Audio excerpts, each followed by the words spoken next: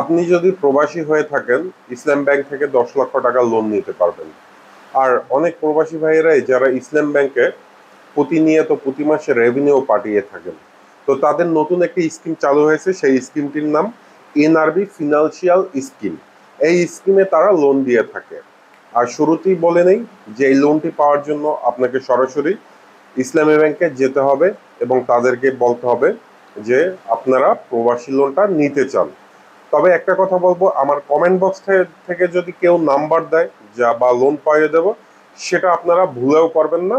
আর দ্বিতীয় কথা, অনলাইন বা অপরিচিত বা পরিচিত যদি কেউ বলে আমি লোন পাইয়ে দেব, সেটা হলে গিয়ে সরাসরি মিথ্যা কথা। আপনার প্রয়োজন আপনি সরাসরি ব্যাংকে চলে যাবেন। তবে ইসলাম ব্যাংক থেকে যদি প্রবাসী ভাইয়েরা লোন নিতে চান, সেক্ষেত্রে তারা কিছু শর্ত দিয়েছে। প্রথমত শর্ত হলো গিয়া আপনার 5 লক্ষ টাকার এফডিআর থাকতে হবে, এবং দ্বিতীয় শর্ত হলো গিয়া আপনার যে প্রতি মাসে যে টাকাটা পাঠান, সেটার সাথে সেই টাকা দিয়েই কিন্তু আপনার লোনের মাসিক কিস্তি দিতে হবে। আমি আপনাদেরকে পরবর্তীতে দেখিয়ে দেব যে লোনের মাসিক কিস্তি কত টাকা আসবে এবং তারা ইন্টারেস্ট কত টাকা নিতে পারে। ইন্টারেস্ট বলতে তারা বুঝাচ্ছে এখানে যে তারা মুদ্রা হিসাবে লাভ্যাংশ নেবে, সেখান থেকে একটা ব্যবসায়িক লাভ্যাংশ নেবে। আসলে এটা কতটুকু যুক্তিসঙ্গত হয় আমি জানি না, এ ব্যাপারে আমি কমেন্ট না করি। আপনাদেরকে মোটামুটি কথা ইসলাম ব্যাংকের ওয়েবসাইট থেকেই জানাবো যে কিভাবে আপনি নিতে পারবেন।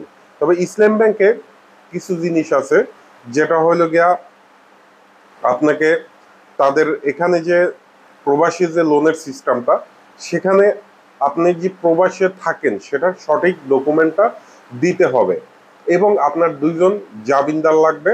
আর সেই ব্যাংকে কমপক্ষে যদি আপনি নতুন হয়ে থাকেন, সেক্ষেত্রে 6 মাসের আপনার রেভিনিউ পাঠানো বা টাকা পাঠানোর আপনার স্টেটমেন্ট থাকতে হবে, স্টেটমেন্ট দেখাতে হবে। এই শর্তগুলো মানলেই আপনি সেখান থেকে লোন পেয়ে যাবেন।